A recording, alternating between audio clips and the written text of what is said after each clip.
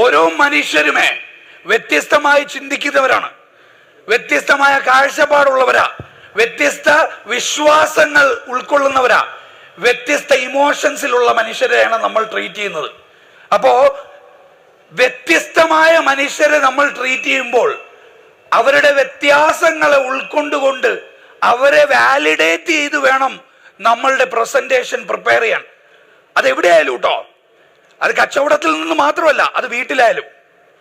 എൻ്റെ ഓപ്പോസിറ്റ് നിൽക്കുന്ന ആള് എങ്ങനെയാണോ അങ്ങനെ അയാളെ ഉൾക്കൊണ്ട് പരിഗണിക്കാൻ പറ്റണം. എൻ്റെ ഓപ്പോസിറ്റ് നിൽക്കുന്ന ആള് എങ്ങനെയാണോ അങ്ങനെ പരിഗണിക്കാൻ പറ്റണം. ഇടയ്ക്കൊക്കെ ഞാൻ വീഡിയോയിൽ പറഞ്ഞിട്ടുള്ള സംഭവമാണ്, എന്നാലും ഒന്ന് പറയാം. എന്നെ ഏറ്റവും കൂടുതൽ ഇൻസ്പയർ ചെയ്തിട്ടുള്ള ഒരു പ്രവാചകൻ, വിശുദ്ധ ഖുർആൻ പറഞ്ഞു പോയൊരു പ്രവാചകൻ മൂസാ നബിയാണ്. കാര്യം മൂസാ നബി ഒരുപാട് ബിസിനസ് കമ്മ്യൂണിറ്റിയിൽ കോൺട്രിബ്യൂട്ട് ചെയ്തിട്ടുണ്ട്. അറിയാത്തോണ്ടാ. ഈ വിശുദ്ധ ഖുർആൻ നേരത്തെ എനിക്ക് മുന്നേ പ്രസംഗിച്ച സ്കോളേഴ്സ് പറഞ്ഞതുപോലെ വിശുദ്ധ ഖുർആൻ വായിക്കാനുള്ളതിനപ്പുറം ജീവിക്കാനുള്ളതാണ്. അത് കച്ചവടത്തിൽ പ്രയോഗിക്കാനുള്ളതാണ്. മൂസാ നബി ഒരു സെയിൽസ് മീറ്റിങ്ങിന് പോയ കഥ വിശുദ്ധ ഖുർആൻ പറയുന്നുണ്ട്. അനോളജി ആട്ടോ, മെറ്റഫറാണ്. ഇങ്ങനെ ആലോചിക്കണം, തദബ്ബർ ചെയ്യണമെന്ന് പറയും. വെറുതെ ചുമ്മാ വായിച്ചിട്ട് പോരാ, തദബ്ബർ ചെയ്ത് നോക്കണം. ഒരു സെയിൽസ് മീറ്റിങ്ങിന് പോവാ, ക്ലയന്റ് ആരാ?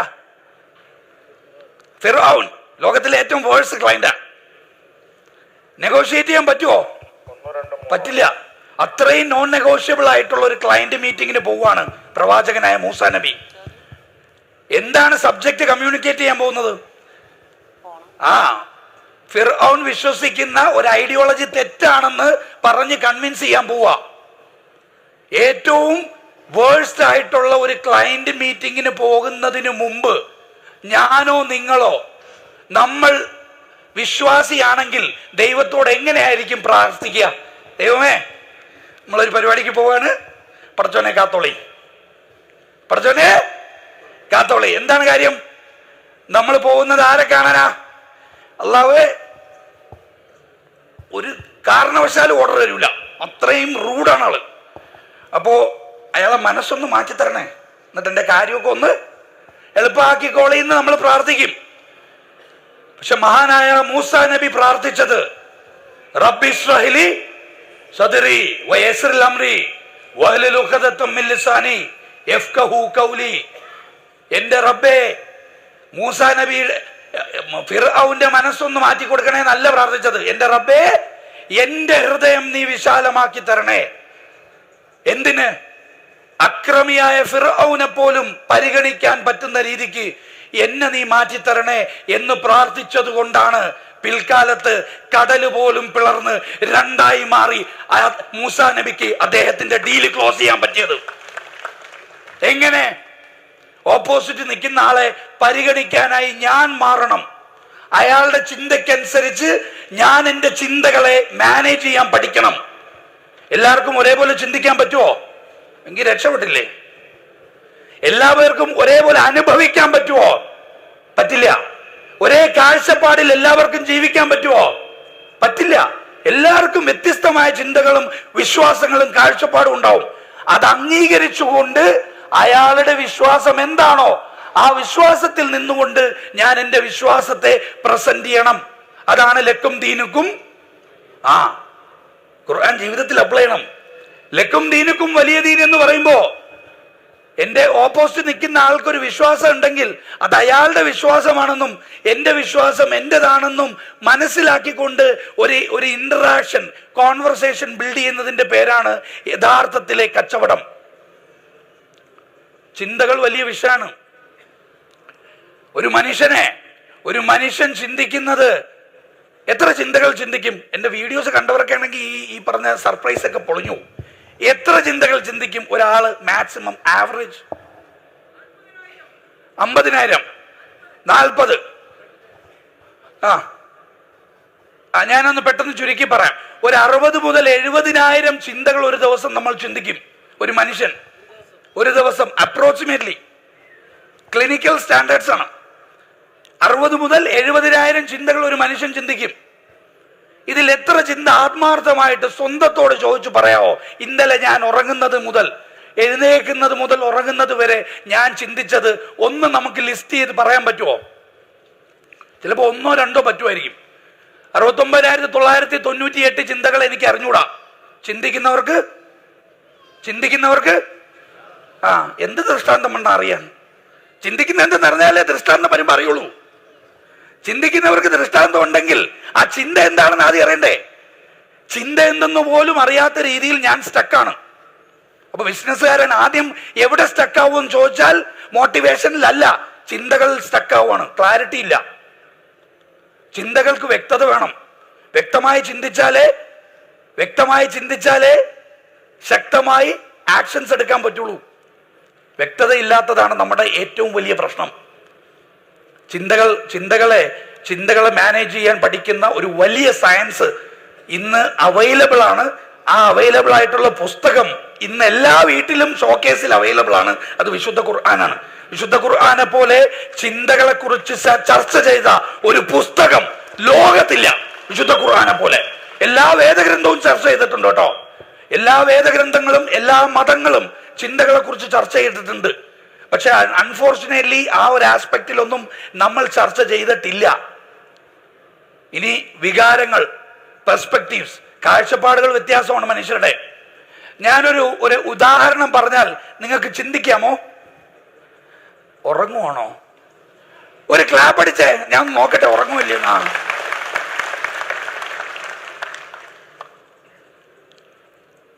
ഒരു ഹോസ്പിറ്റൽ ICU റൂമാണ്.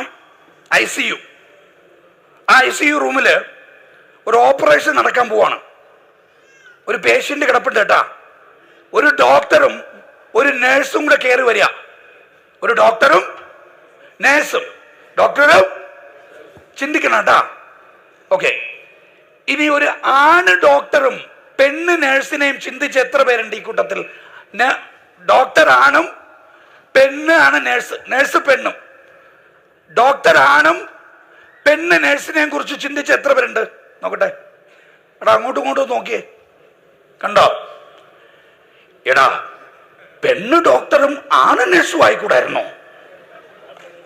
ആണുങ്ങളെ നേഴ്സായിട്ട് പോലും കണ്ടിട്ടില്ല. കമ്പൗണ്ടർ, ഇപ്പോഴും കമ്പൗണ്ടറിനപ്പുറം ചിന്തിച്ചിട്ടില്ല. ആണ് ഡോക്ടറും പെണ്ണ് നഴ്സിനെയും കുറിച്ച് എല്ലാരും ചിന്തിച്ചു. കാഴ്ചപ്പാടാ. വേണമെങ്കിൽ പെണ്ണ് ഡോക്ടറും ആണ് നഴ്സും ആകാമായിരുന്നു. ആണ് ഡോക്ടറും ആണ് നഴ്സും ആകാമായിരുന്നു. പെണ്ണ് ഡോക്ടറും പെണ്ണ് നഴ്സും ആകാമായിരുന്നു. ഒരു വിഷയത്തെ സമീപിക്കുമ്പോൾ 4 കാഴ്ചപ്പാടെങ്കിലും മിനിമം ഉണ്ടാവും. പക്ഷെ നമ്മൾ എടുക്കുന്ന ഏത് കാഴ്ചപ്പാടാ? മംഗളം വാരികയിൽ കണ്ട ഡോക്ടറും നഴ്സും, സീരിയലിൽ കണ്ട ഡോക്ടറും നഴ്സും, TV-യിൽ കണ്ടതാണ് നമ്മുടെ മനസ്സിലുള്ളത്. അതുകൊണ്ട് എന്തു പറ്റി? നമ്മളെല്ലാവരും ഓപ്ഷൻ A എടുത്തു, 3 ഓപ്ഷൻ കളഞ്ഞു. ഇത്രേ എനിക്ക് പറയാനുള്ളൂ. ഒരു വിഷയം വരുമ്പോൾ പോസിറ്റീവ് തിങ്കർ ആവണമെന്നൊന്നും ഞാൻ പറയില്ല. ഞാൻ മോട്ടിവേഷണൽ സ്പീക്കർ ഒന്നും അല്ല. നമുക്ക് എപ്പോഴും പോസിറ്റീവ് തിങ്കിങ് ഒന്നും തിങ്ക് ചെയ്യാൻ ചിലപ്പോൾ പറ്റില്ല. പക്ഷെ പോസിബിലിറ്റി തിങ്കിങ് ചെയ്യാൻ പറ്റില്ലേ? ഒരു വിഷയം വരുമ്പോൾ ഒന്നിനപ്പുറം 3 അധികം പോസിബിലിറ്റി ഉണ്ടാകും എന്ന് ചിന്തിക്കാൻ ഒരു മനുഷ്യന് പറ്റണം. ഞാനൊരു കസ്റ്റമറെ കണ്ടാൽ അയ്യോ അയാള് ഇത് മേടിച്ചില്ലെങ്കിലോ എന്ന് ചിന്തിക്കുമ്പോൾ അതൊരു പോസിബിലിറ്റിയാ. മേടിച്ചാലോ? മേടിച്ചിട്ട് എന്നെ കെട്ടിപ്പിടിച്ചാലോ? അല്ലേ? വീണ്ടും അടുത്തൊരു ഓർഡറും കൂടെ തരാവുന്ന രീതിയിൽ നമ്മളൊരു നല്ല ബന്ധം ഉണ്ടാക്കിയാലോ? പോസിബിലിറ്റി അല്ലേ? പക്ഷെ നമ്മൾ ഏത് പോസിബിലിറ്റി എടുക്കുന്നേ? ഏത്? കസ്റ്റമറിനെ കണ്ട ഉടനെ ഇയാൾ മേടിച്ചില്ലെങ്കിലോ എന്നേ എടുക്കുള്ളൂ. കാരണം നിരന്തരമായി അതാണ് നമ്മൾ കേട്ടിട്ടുള്ളത്, കണ്ടിട്ടുള്ളത്, അനുഭവിച്ചിട്ടുള്ളത്. അത് വിശ്വാസമായി മാറി. വാഷിംഗ് പൗഡർ, എന്താ വാഷിംഗ് പൗഡർ? ലോകത്തൊരു വാഷിംഗ് പൗഡറേ ഉള്ളൂ, നിർമ്മ. എന്തുകൊണ്ട്? പറഞ്ഞ ക്ലാപ്പ് അടിച്ചേ പറ്റൂ. അടിച്ച ക്ലാപ്പ്. ഞാൻ പറയട്ടെ കാര്യം. 10,000-കണക്കിന് വാഷിംഗ് പൗഡർ ബ്രാൻഡുള്ള കേരളത്തിൽ ഇന്നും വാഷിംഗ് പൗഡർ എന്തുകൊണ്ടാ? നിരന്തരമായി എപ്പോഴൊക്കെയോ കേട്ട് അതെന്റെ വിശ്വാസമായി, കാഴ്ചപ്പാടായി, ചിന്തയായി, അതിപ്പോ എന്റെ വാക്കായി. പറയുന്ന മനസ്സിലാവുണ്ടോ? നിരന്തരമായി നിങ്ങൾ ചിന്തിക്കുന്നത്, നിങ്ങളായിത്തീരും. ഹലോ, ഒരു ക്ലാപ്പൊക്കെ അടിക്ക്. ആ, 2 കാരണം കേട്ടോ ക്ലാപ്പിന്. 1, നിങ്ങൾ ഉറങ്ങുമോ എന്നുള്ളൊരു ഭയവും. 2, ഒരു മനസ്സുഖവും.